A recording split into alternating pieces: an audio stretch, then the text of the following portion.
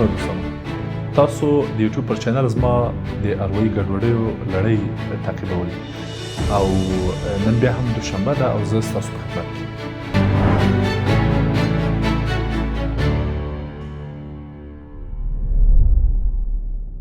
دوستانو، نن په مانیا خبرې کوو. مانیا یا مانیک یو اروایي ګډوډي ده چې په نړۍ کې ډېر زیات شمېر خلک پې اخته دي. دا چې مانیا څه ده، په دې اړوند به مفصل تاسو سره بحث لرو. ارواپوهان وایي چې مانیا یا په مانیا اخته فرد د ډېرې وړتیا، د ډېرې انرژي، د ډېرې مستۍ، د ډېر فعالیت، د ډېرو متفاوتو رنګونو کارول او ډېرو خبرو نښې لري. یعنې هغه کس چې په مانیا اخته ده ډېر مست، ډېر با انرژي او ډېرې خبرې کوي. زښت ډېر زیات ویږي په اصطلاح او خبرې کوي. او کله چې دغه نښې درلودې، دغه خبرې درلودې، نو تاسو کولی شئ حدس ووایئ چې دا فرد کیدای شي په مانیا ګډوډۍ یا په دغې اروایي ګډوډۍ ناروغۍ اخته وي. د مانیا په اړوند په نړۍ کې بېلابېل تحقیقات او څېړنې شوي دوستانو. او اول خو باید ووایم چې مانیا تقریبا 400 کلنه شوه او 400 کاله کېږي چې دا د نړۍ ادبیاتو ته راننوتلې ده. دا مسله د ارواپوهنې ناروغیو کې ور په اصطلاح ورګډه ناروغي ده او ډېر زیات عمر پرې ووته. یو دویم، هغه خلک چې بډایه دي، هغه خلک چې ډېرې پیسې لري، هغه خلک چې ډېر په اصطلاح هستي او بډاینه ډېره ده یا پیسه داره کېږي، د نړۍ څېړنو ښودلې چې په هغو کې مانیا یا مستي ډېره لیدل کېږي. البته هر څوک خپلې خاصې مستۍ لري چې هغه کیدای شي ناروغۍ نه وي، اما هغه څه چې د ناروغۍ دلالت پې کېږي هغه به وروسته تاسو سره تشریح کړم. اما په دغه برخه کې همدلته غواړم دا یادونه وکړم چې هره مستي ناروغي نه ده دوستانو، چې په دې به بیا بحث ولرو. مانیا معمولا په فرد کې له 10 کلنۍ شروع کېږي او تر ډېر لوی عمره ادامه پیدا کوي او نور ډېر عجیب حقیقتونه او څېړنې هم په دې اړوند شته. اما رابرسو دې ته چې موږ څنګه پوه شو چې موږ مانیا لرو او که نه. د مانیا نښې او نښانې څه دي؟ هغه څه چې د مانیا ښکاره څرګندویي کوي هغه څه دي؟ اول مورد خوښي، مستی او ډېرې خبرې دي. یعنی فرد ډېر زیات خوښ ده، دومره هیجاني ده، دومره خوښ ده، دومره مست ده، دومره با انرژي ده چې له مستۍ زیاتي له سپږمو مستي راوځي او ډېرې زیاتې خبرې کوي. دومره خبرې کوي چې د انسان نور زیاتي حوصله ورسره تنګه سي او په اصطلاح سر د سړي خوري. دویم، په ښکاره ډول، په ګړندي ډول او ډېر زر، ډېر چټک غبرګون ښیي، ډېر زر عمل کوي، ډېر زر حرکت کوي، ډېر زر تصمیم نیسي او کم خوب کوي. ځکه چې انرژي همیشه او هوښیاري همیشه فعال وي او کم خوب کوي. انرژي، فعالیت او جنسي تمایلات خورا زیات دي.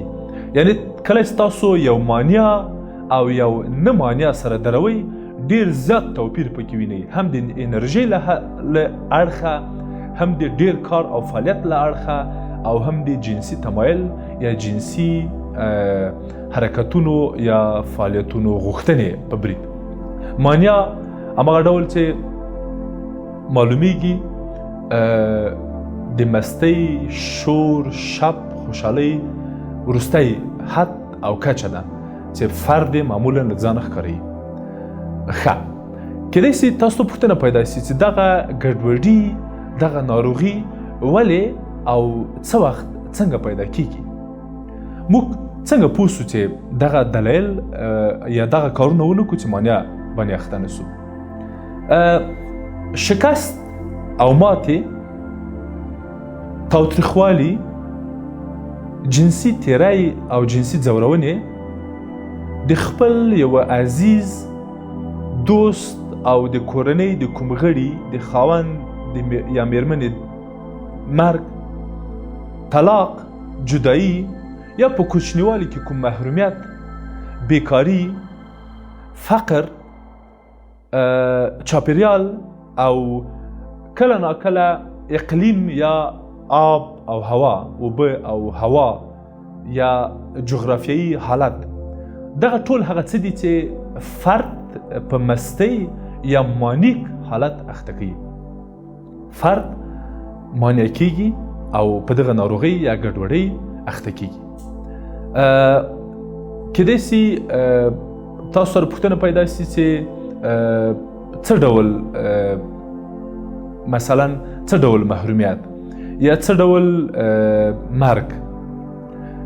هغه میرمنې چې یو ترخه تجربه ترسره کوي، هغه نجونې چې خپله مینه له لاسه ورکوي، هغه میرمنې چې حمل لري بیا بچی زیږوي او هغه مري، هغه یو ډول شکست او ماتې سره مخامخ کیږي او بیا مانیک حالت پیدا کوي. کیدای سي تاسو په خپل ګاونډ کې، په خپلو کورنیو اړیکو کې یا په ځینو سریالونو او فلمونو کې لیدلی وي چې ځینې خلک ډیر شوخ رنګونه کاروي. مثلا یو وارې راجیګ سي او خپل ویښته تک سپین کړي، یو وارې راجیګ سي خپل ویښته تک زیړ کړي، یو وارې راجیګ سي خپل ویښته تک سره کړي. یا مو کله هم کیدای سي لیدلي ځینې خلک خپلې ږیرې سرې کوي، نیکریزې پرېږدي. یا مثلا تاسو کیدای سي ځینې خلک هم لیدلي چې په مټو باندې ډېر افراطي ټټوګان وهي. مثلا ځینې ټټوګان یا ځینې علایم ستونزه نه لري، ابتدایي علایم، مثلا یو خال، یو انځور، یو وړکی مورد، دا کیدای سي د مانیک نښه نه وي. اما ځینې راځي د خپل اندامونه او خپل ټول ځان ببر مبر کي، یا په اصطلاح ټاپه یې کي، تک شینې کي. دا معمولا د مانیا نښې او نښانې دي. ښه، دا هم کیدای سي تاسو ته پوښتنه پیدا سي چې ولې ځینې خلک په دې بدبختۍ اخته کیږي. ښه، موږ ته خو بدبختي ښکارېږي او ناروغي ښکارېږي، کیدای سي دوی ته سالمه کړنې یا عادي او یا ورسره خوشحاله وي. په اصطلاح په هر صورت دا همدا یې دلایل وو، همدا یې انګیزې وې چې فرد په دغو بدبختیو اخته کیږي. او دا کې بیا هم تاسو سره پوښتنې کیدای سي دا دلایل چې موږ یاد کړو هغه هم نه وي، کیدای سي نور دلایل وي. په هر حال موږ سره کیدای سي دا هم پوښتنه وي چې موږ څنګه کولی سو له دغسې حالت نه مخنیوی وکړو او ځان ترې وساتو. اولنی مورد د خوب مسله ده. که تاسو ډیر خوب وکئ، کم خوب وکئ، شفتی خوب وکئ، کیدای سي په مانیک حالت اخته سئ. تاسو به ځینې خلک لیدلي چې کله خوب یې نه وي پوره یا ډیر خوب کوي، ورته نور ځینې اپ نارمل یا غیر عادي کړنې یا مسایل ترسره کوي. په ټکنالوژیکي وسایلو، ډیر په فیسبوک، سوشل میډیا، خواله رسنیو او ټکنالوژیکي وسایلو سره په خوا کې پاتې کېدل، ماشینونو سره، غږونو سره، کمرو سره، موبایلونو سره، یوټیوب کې، انستاګرام کې، ټویټر کې، ټلګرام کې او ورته نورو شبکو کې پاتې کېدل، له حده ډیر زیات بوختېدل هم د مانیا لامل ګرځېدی سي. جنسي اړیکې، زیاتې جنسي اړیکې، متفاوتې جنسي اړیکې، غیر عادي او غیر نارمل جنسي اړیکې هم وخت نه وخت موږ ته مانیا یا مانیک حالتونه پیدا کولی سي. ښه، که احیانا دغه ناروغي یا دغه ګډوډي ادامه وکړي یا تاسو د خپلې دغې ناروغۍ درملنه ونه کړئ، څه به پېښ سي؟ اول مورد خو باید یادونه وکړم د ځان وژنې مسله ده. ډیری مانیک یا مانیا ځان وژني، ډیری مانیا ځان ته ضرر رسي. تاسو به لیدلي چې خپل رګونه وهي، عجیبې غریبې ټاپې باسي، نومونه لیکي په بدن باندې، او دا یوه نښه ده. اشتیا یا ډیریږي او یا کمیږي ډیره زیاته. خوب، د خوب په برخه کې ستونزه پیدا کوي. سربدالي معمولا نشو ته مخه کوي. جنسي ګډوډۍ یا انحرافونه پیدا کوي. وخت نا وخت په جنسي کړنو لاس پورې کوي او ورته مسایلو باندې اخته کیږي او روږدی کیږي. یعنی په یو ډول او په یو شکل یو بې ثباته، ګمراه، د ټولنې ضد چارې کړنې ترسره کوي.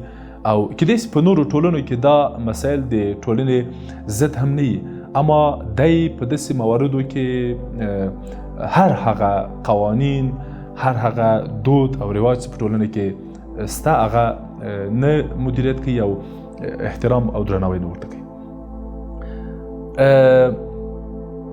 په درملنه او حل یې غواړم یادونه وکړم چې موږ کولی سو کله چې موږ غواړو د یو مانیک یا مانیا ناروغ درملنه وکړو، په اول قدم کې فرد ګورو، مشاهده کوو چې دغه حالت په ده کې څومره وخت کېږي چې سته. که احیانا یوه ورځ دوه ورځې یوه اونۍ دوه اونۍ ډېره ستونزه نه لري، او که احیانا څلور اونۍ او له اونیو ډېرې، بیا موږ ورته ویلی شو چې دا حالت کېدای شي مانیک. د مانیا لپاره هم موږ ټیسټونه لرو، اروایي ټیسټ ترسره کوو، سطح یې معلوموو، طرحه ورته جوړوو او بیا درملنې ته ادامه ورکوو. له مانیا سره معمولا له مانیا نه باید شدید ملاتړ وسي، د کورنۍ په وسیله مرسته باید ورسره وسي، او په مانیا ککړو یا په مانیا اخته کسانو سره باید ډیر پام وسي، ډیر احتیاط وسي او ډیر باید دوی ته دقت وسي.